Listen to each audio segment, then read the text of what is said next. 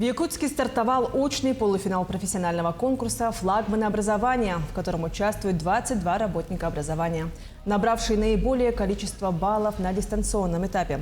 Во время полуфинала конкурсом предстоит решать задания на комплексную оценку уровня профессиональных компетенций и специальных знаний, необходимых при проведении и организации образовательного процесса. Конкурс «Флагманы образования» проходит на президентской платформе «Россия – страна возможностей» в рамках нацпроекта «Образование». Этот конкурс отличается тем, что к этому конкурсу мы приходим именно без какой-либо предварительной подготовки.